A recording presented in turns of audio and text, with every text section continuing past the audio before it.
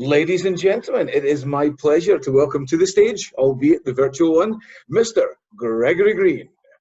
How you doing, mighty man? Lovely to see you there, with Edinburgh Castle no less behind you. Yes, this is my summer home. That's the West Wing there with the pool, as you can see. And then I'm flying a kite at the moment, apparently. How are you? Grand, thank you, you mighty man.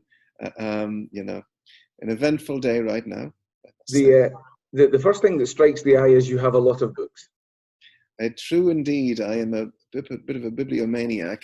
The older ones are there, and the more recent ones here, and including ones that are actually from. I finished off a PhD this summer, so there was a new collection of them. But basically, I've got books here all the way dating back to my childhood. So I just don't let go of them that easily. There's a sort of magic to have ideas sitting on the shelf between covers, which I think is amazing. But I know that more grown-up people than I do actually manage to relinquish. Now, has the whole COVID situation helped your PhD? Has it given you more time to be able to sit down and write? Actually, crazily enough, the quarantine actually really made a huge difference to me, because I truthfully would not have, I think, have gotten around to doing what I did, which is actually finishing off the thesis this past summer. Mm-hmm. And it's all done and dusted and approved, and that's fantastic. So at least some good has come from all this nonsense. Exactly. And with regards to the whole COVID situation, obviously that's top of everyone's minds right now. How has it affected your music? Have you been able to get out at all, or has it completely put a stop to things? Yeah, I mean, just to separate, obviously the coronavirus is a bloody disastrous thing, and nobody knows how to handle it, and it's tragic in its effects, just horrific.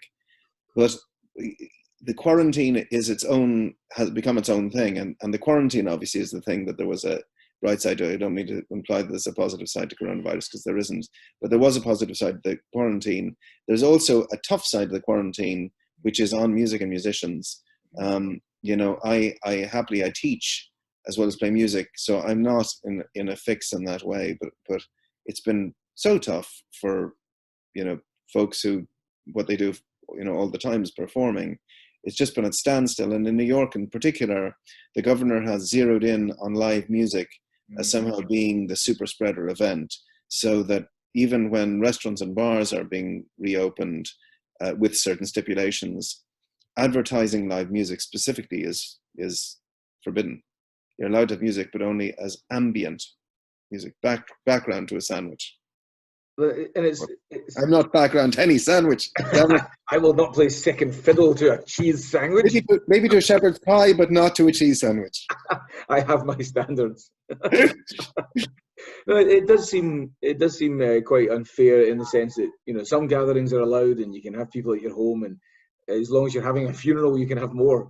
So we're going to have to see a few more deaths to get the Irish music scene back up there. We'll have to fake a couple of deaths to have a couple of faux funerals and get it all done. So it's a crazy time. It's a crazy time.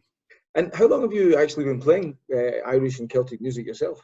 Really, all my life. When I was a child, we used to have harvest parties on the farm. We've got an old farmhouse there with stone flagged floors and a big open fireplace. And once a year, we used to have these fantastic parties of all of the local people around, the local farmers and local musicians. There used to be an accordion player who used to sit on the stairs, and that was when I really fell in love with the instrument. So I've been playing since I was like 8 years old, actually. I think was when I got my first accordion. And then played ever since then. When I was 14, I've been bouncing around between Chicago and Ireland, but my parents separated when I was 14, and my roots had really been very much in Ireland. So kind of to relieve the homesickness, I ended up really re-entrenching in the Irish music, and ended up studying with Liz Carroll, who's an amazing fiddle player based in Chicago. Mm-hmm. And then went from there to Trinity College, where I started the Traditional Music Society. And from then on, it's really been a constant presence. I spent a year traveling through Asia. After that, I was playing with a band in Japan, the Dirty Harrys, in Tokyo, at the Theatre Poo Shinjuku. We had a residency, as one does. And then afterwards was playing in Chicago. Then moved to New York, went to an acting conservatory here, and ended up also forming a band here with another lad that I met when we were spackling the roof of the Irish Repertory Theatre, and it's been going constantly since. And the band that we started then was a band that's still going 24 years later, the Prodigals. So Yeah, been playing constantly since then. I think that's such a great line.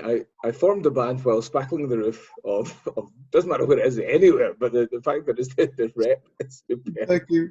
Are you fed up of spackling? Yes, me too. Shall we form a fantastic band? Yes, spackle no more.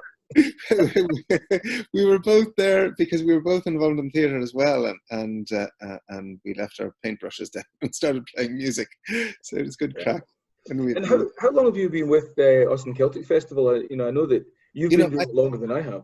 Honestly, at least 15 years, I think, maybe more. I honestly don't even know when we first played there. And I played there in different formats. I played there with the Prodigals. I played there acoustically with a band called the Acoustic Mix. Mm-hmm. And I played other concerts in that area as well. Again, all under the aegis of the extraordinary Dynamo Donnell, who just makes such magic happen and has been such an incredible presence throughout. She really, and this is not a paid announcement, but she combines this fierce tenacity with this wild imagination and this absolutely insane gumption to believe that anything can be made possible. It's real field of dream stuff. If you build it, they will come. So she's created musical events that I don't think anyone else has done so consistently, And for me, the first year I attended, everyone said, "Oh, you're going to like this one." And I did. And it was the hospitality and the food and the people and the fact that people had been coming back time and time again and all knew each other. And, as a newbie, it's quite intimidating. But when everyone's like, oh, come along, we're going to be friends for decades because of this. So, settle in and enjoy yourself. And it's been a wild ride. Myself and Martin have done 11 each. He started a year before me, but he missed one. And then you've been at it 15 with us. And it's for me, it's that lovely consistency of seeing the same people again and again. It's amazing. I mean, she's created a kind of traveling family, and this traveling family does exist just from the festival circuit. I mean, we do, one does bump into, people on this weird sort of time-lapse photography quality where you pick up a conversation you had, 10 months ago. But Donnell has got a particular version of it because she's got such good taste musically.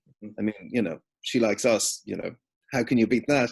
But I mean, she brings in people like, she's got such respect for the tradition. So, like one of the real high points for me was meeting and hanging out with Joe Burke, who was a childhood absolute icon of me. It is of mine, literally the equivalent of for someone who's into rock music, hanging out with John Lennon. I mean, the absolute ultimate, amazing. And then, incredibly, she had me write a little piece for him in the Austin Celtic Festival program that year. And, or maybe, I think that year, maybe the year following. And he afterwards then used it for a book that he published of his own tunes. I can't say what a big deal something like this is for me. I met Andy M. Stewart there. Again, somebody I listened to in high school with the band Silly Wizard. That's your territory there, Kieron, with Edinburgh Castle behind you. She's just created magic year after year after year. Amazing. Yeah, no, it's great to have yourself and see the same faces again and again, and it's just been wonderful. With that in mind, with how long we've all been at it, do you have any standout memories of Austin Celtic Festival? Anything that, as many people have said so far in these interviews, it's a bit of a blur because there's so many years and so many things happen every year. But do you have any standout memories? I mean, it is sort of an impressionistic, oil painting of just fabulous times. But there are certain moments that will, crystallize. Two of them were, one of them was really meeting and chatting with Joe Burke, and a couple of times, so that like years later when I saw him in Clare when I was there with my daughter, and him, us recognizing each other in the street, and he's like, "Oh my God, Joe Burke, recognize me? We chat normally. It's unbelievable." Because honestly, these are people I saw with stars in my eyes as a child, and I still do. They're still unbelievable. Frankie Gavin, going to Frankie Gavin's home in Galway because of hanging out with him in the Austin Celtic Fest and chit-chatting, and he's one of the wittiest men you ever saw in your life. Ridiculous wit, and him telling incredible, ridiculous jokes with such a fantastic raconteur sense of humor, who gets to know these people as well as musicians. And so the playing music with them, for example, afterwards in the sessions becomes much more textured and meaningful. You're really swapping tunes as though it were a conversation with friends. So, I mean, single moments, it's a succession of single moments woven together in a tapestry of really meaningful relationships with the icons of the music. I couldn't have described it better. That is, such a wonderful way of putting it. It's lovely. You're spot on there. Obviously, it's tough with COVID, etc. But do you have any upcoming projects? Anything you're working on at the moment? Really, it's been quiescent here because of the specific targeting of live music. It's been tricky. The sessions I'm in right now, we do some playing outside. There's a local pub right around the corner from me called Unbailbocht, which means the poor mouth. And there's some local musicians, in fact, I'm going to be playing with a little bit later in the segment, who are terrific. And we get a chance to play outside there.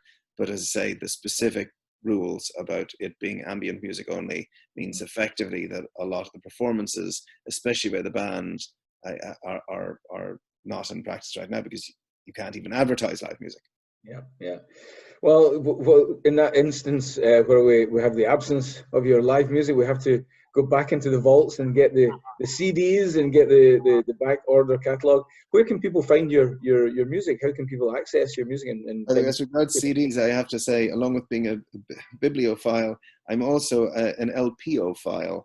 I just moved a couple of months ago, and the first things that came in were the bookcases, but the next thing that got in was my record player and record collection. It's been great fun going back through the old records and hearing the ones that I listened to in college and before. But as regards where they can find music, God bless it, it's all over the place. It's on Spotify, it's on Amazon. Buy up all the Prodigals albums you can. It's very important to do it right now.